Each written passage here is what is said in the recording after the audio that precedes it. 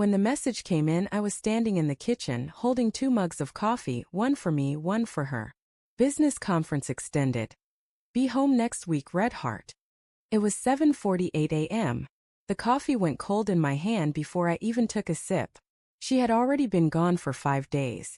Claire was supposed to return tonight, a Friday.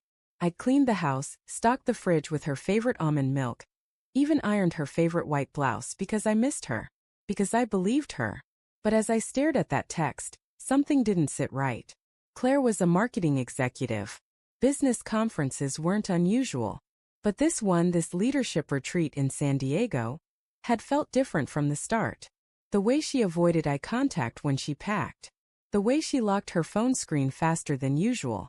The way she told me not to bother calling because the schedule is crazy. I brushed off the unease, chalking it up to paranoia. After 12 years of marriage, you learn that trust isn't perfect, but it's what you hold on to when your mind starts whispering doubts. Yet that morning the whisper became a roar. Extend it, she said. Without explanation. Without apology for missing the weekend we'd planned. Our first one alone in months. Something was off. I tried to calm myself. I even dialed her once. It rang 3 times, then went to voicemail. Hey babe, I said, forcing a steady voice. Just got your text. Hope everything's okay. Call me when you can. I hung up, but the silence that followed was too heavy. Too deliberate. I called her colleague Tara, the one she mentioned she'd be sharing a hotel room with. It went straight to voicemail too. That was when something inside me shifted. Not anger, just this cold, methodical clarity. The kind that comes when you've ignored your instincts for too long. I opened my laptop, went to the email Claire had forwarded with her flight details last week. Flight 184, San Diego to Chicago, Friday at 9:15 p.m. A few clicks later, I was on the airline's website. I typed in the confirmation number. Cancelled. No rebooking. No updated itinerary. I just stared at the screen for a long time. By noon, I'd convinced myself there had to be a reasonable explanation. Maybe the conference organizers extended the event. Maybe she forgot to tell me about the new flight. But another part of me, the one that remembered her sudden gym trips, her mysterious client dinners, knew better. I had a friend who owed me a favor. Matt worked in a private security firm. He wasn't supposed to use their tools for personal reasons, but when I called him, I didn't have to explain much. I just need to know where she really is, I said. He was quiet for a few seconds. Send me her phone number. 2 hours later, he texted me back. Location: Seaside Resort, Laguna Beach. Checked in under her name. Room 418. Laguna Beach. Not San Diego. Not even close. My hand started to shake. I didn't tell anyone where I was going. I packed a bag, got in my car and drove. 8 hours of highway and silence, broken only by the occasional replay of her voicemail greeting. Every mile, I rehearsed what I might say when I saw her. Why Claire? Who is he? Or maybe nothing at all, just the truth written in my eyes. By the time I pulled into the resort parking lot, it was almost midnight. The ocean was a dark, endless stretch beyond the palm trees. I sat there, engine off, heart pounding, watching couples walk hand in hand under the yellow lights. And I thought this was us once. Inside, the lobby smelled like salt and lavender. I told the front desk clerk I was meeting my wife, Claire Bennett, in room 418. She smiled politely and handed me a key card without hesitation. When I reached the 4th floor, I stood outside her door for a long time, staring at the brass numbers, feeling the world tilt beneath me. Then I heard it, laughter. Her laughter. Soft, familiar, like a ghost of our happier years. A man's voice followed. Claire, come back to bed. The words hit me like a sledgehammer. My chest tightened and for a second I couldn't breathe. I could have walked away. I could have spared myself what came next. But I turned the handle instead.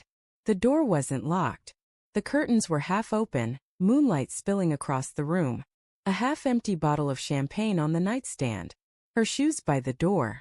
And there she was, wrapped in a hotel robe, hair still damp from the shower, sitting beside a man I'd never seen before. Maybe mid-30s, confident, shirtless, comfortable. Their eyes widened when they saw me. Daniel, oh my God! Claire gasped, scrambling to her feet. What are you doing here? What am I doing here? My voice came out calm, terrifyingly calm. You told me you were at a conference in San Diego. She froze, face pale, mouth open. The man, whoever he was, stepped forward. Look, man, maybe we should. Don't, I snapped. Don't say a word. The silence that followed was unbearable. Just the hum of the ocean outside and the sound of my pulse in my ears.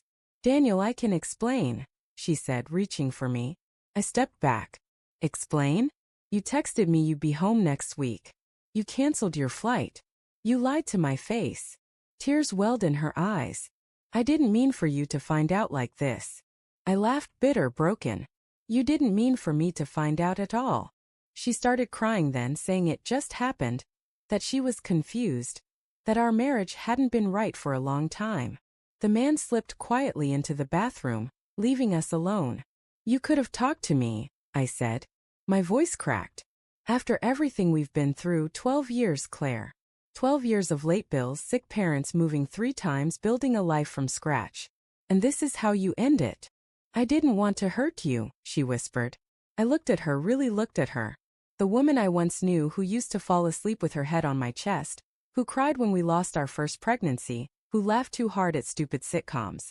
And all I saw was a stranger. You already did, I said. I left before dawn. Drove home in silence, the world blurring past me. She called once, twice, 20 times. I didn't answer. By the time I pulled into our driveway, the sun was rising, painting everything gold. The house we bought together, the swing she insisted we hang in the backyard, the life that no longer existed.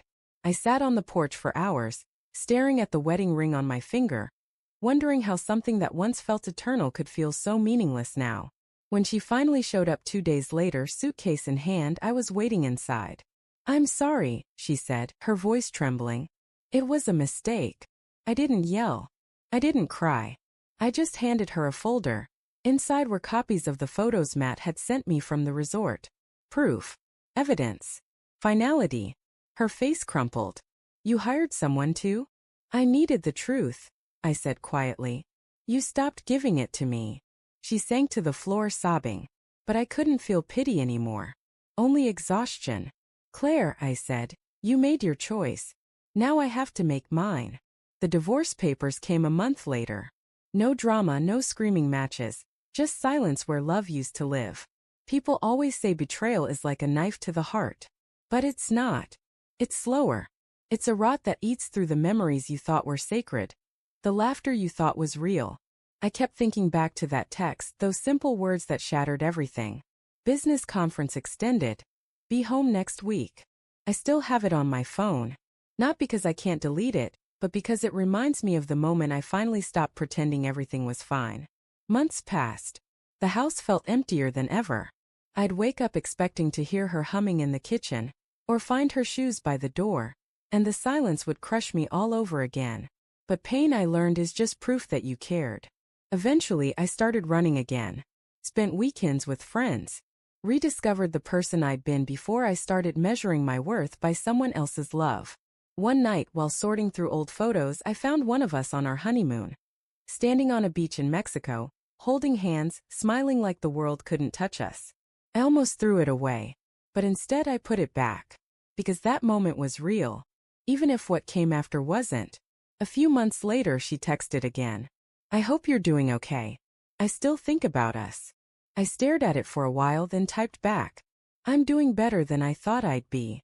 I hope you find what you were looking for. And for the first time in a long time, I meant it. I deleted her number after that. Not out of hate, but out of peace. Because sometimes the real closure isn't confrontation or revenge. It's learning to live again without needing the person who broke you.